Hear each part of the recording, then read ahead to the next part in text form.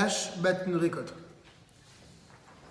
Perouk ve'afradat gidoulé karka me'apesolet adevuka bahem o aotefet otam. C'est le fait de séparer un végétal de son écorce.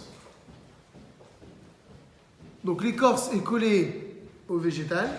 Le fait de séparer l'écorce du végétal s'appelle battre la récolte. Aotefet otam, d'enlever l'écorce qui entoure ce végétal. Comment on faisait à l'époque? Comment on battait le blé?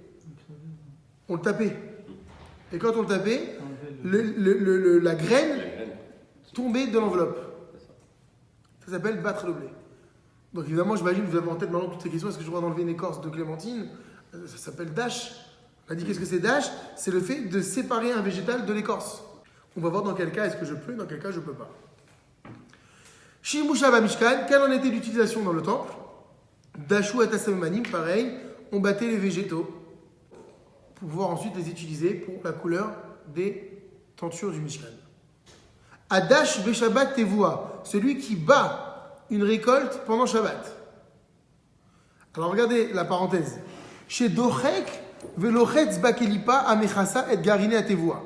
Ça veut dire quoi? C'est-à-dire qu'il exerce une pression sur l'écorce qui entoure le grain. Valédekar, et grâce à cela, Nishberet Akelipa, l'écorce va se briser, Veniglim Garine Atevua, et les graines vont se dévoiler. À l'idée Behemoth, à l'aide d'animaux, au maklot, ou à l'aide de bâtons, au bimchona miyuchedet edisha, ou carrément par l'intermédiaire d'une batteuse agricole. Donc très certainement, on parle d'une batteuse agricole qui serait manuelle. Assour minatora, c'est interdit minatora d'après la Torah. Ve'adash tevua beyadav, et celui qui bat une récolte avec ses mains, assour midive sofrim, c'est interdit par ordonnance rabbinique.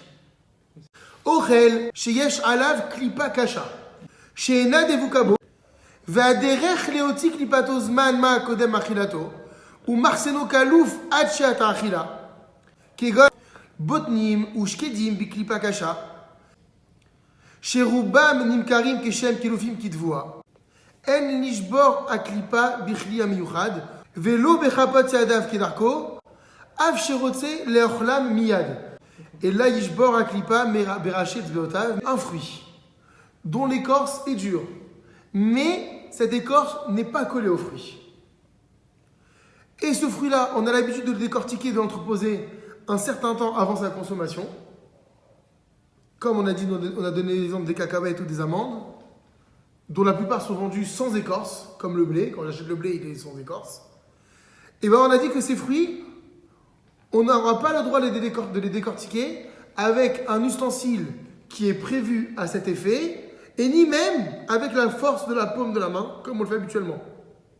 Il faudra, si on veut les manger, le faire avec le bout des doigts. Vechen mutar lifatseach boten o shaket dechad ou lochlo miyad ou lifatseach echad acher acharav ou lochlo. Il est permis donc de décortiquer les fatseach, de décortiquer une cacahuète ou une amande pour la manger immédiatement, puis en décortiquer une seconde pour la manger à son tour, comme on le fait avec les pistaches. Quand tu fais les pistaches, tu ne prends pas la pistache, tu ne fais pas un tas de 10 ou de 12, ensuite tu manges d'un coup, tu les manges une par une.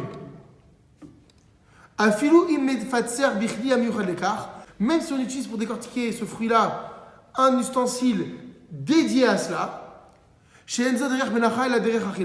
parce que dans ce cas-là, cela ne va pas s'apparenter à un travail, mais ça va s'apparenter à simplement la volonté de manger quelque chose. Donc, dans l'exemple que nous avons donné tout à l'heure, on parlait d'un cas où j'avais plein d'amandes et je l'ai préparé.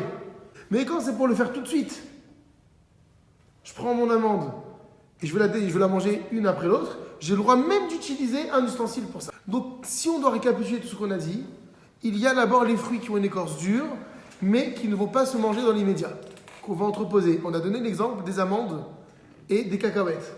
Là, je n'ai pas le droit ni d'utiliser un ustensile pour les couper, ni d'utiliser ma main pour les casser, mais avec les doigts, pour ne pas que ça s'apparente au travail de dash. On a dit ensuite, par contre, ces mêmes amandes ou ces mêmes cacahuètes qu'on vient d'interdire à l'instant, si c'est pour les manger dans l'immédiat, je peux utiliser un ustensile prévu à cet effet si je les mange une par une. Parce que dans ce cas-là, je ne le fais pas pour les préparer, et ça peut rentrer donc du coup à un travail, mais je le fais pour les manger. On va voir que le fait de presser quelque chose, un fruit, va s'apparenter au travail de battre. Pourquoi ? Je fais sortir le fruit de son écorce. Alors là, c'est du jus, effectivement. La même chose. Mais donc, j'exerce une pression sur l'écorce pour qu'en ressorte le jus. Ça va être un dérivé de dash. Asohet beshabbat zetim la sot shemen. Presser des olives pendant Shabbat pour en faire de l'huile. O anavim la sot yayin. Ou presser des raisins pour en faire du vin. Ou du jus de raisin. Chayav minatora mishum mefarek.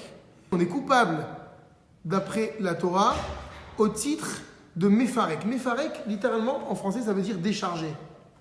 Quand je presse, j'enlève la charge du fruit. Et donc, chez Itoladash al-Melechet-Dash, cela constitue un dérivé de battre. Assoum et Sofrim, il est interdit d'ordre rabbinique. L'ishot tutim orimonim. De presser des fraises ou des grenades. Chez Oil ou Miktsad ben Adam Sochatimotam Kezetim Varnavim. Étant donné qu'il existe des personnes qui pressent ces fruits comme des olives, on va voir, Kezetim Varnavim, ou comme des raisins, les fichar, c'est pourquoi Gazrou Baem Shemi Yavo Lisrot Gavzetim Varnavim. Les sages ont interdit donc d'en faire de même pour les grenades ou les fraises. Pourquoi ? De peur qu'il en vienne à le faire pour des olives et des raisins. Donc comme il existe des gens qui le font, ça se presse, c'est tas de jus de grenade en Israël. Kol perish noagin bezemakom les sochato kede lishtot memav letzama o ta'anug. Assur les sochato bechol haolam kedin tutim virunin. Si dans certains pays on a l'habitude de presser, je ne sais pas, par exemple moi, du citron pour faire des citronnades et se désaltérer, et bien dans n'importe quel endroit du monde, je n'aurais pas le droit de presser du citron pendant Shabbat. Les fichar, c'est pourquoi assur l'isrot agassim et tapouchet. C'est pourquoi il est interdit de presser des pommes ou des poires.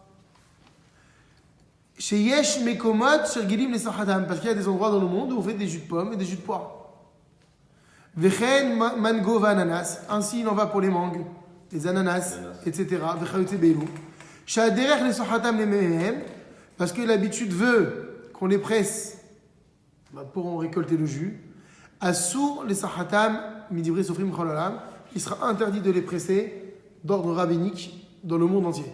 Maintenant, des fruits qu'on n'a pas l'habitude de presser, comme pour en faire du jus, kegon, comme par exemple avatsiah, la pastèque, etc., ou toutes sortes de fruits qu'on n'a pas l'habitude de presser pour en faire du jus. Moutar, les sochatam, mishtot memem, on a le droit Shabbat, donc de les presser pour en boire le jus. Va'afilou imader les sochatam, les tsoarefua, ve'dafka biyado. Mais quand on permet de presser un fruit qui dans le monde ne se presse jamais pour boire son jus et moi j'en ai envie, c'est précisément en le faisant avec la main qu'on a le droit de le faire.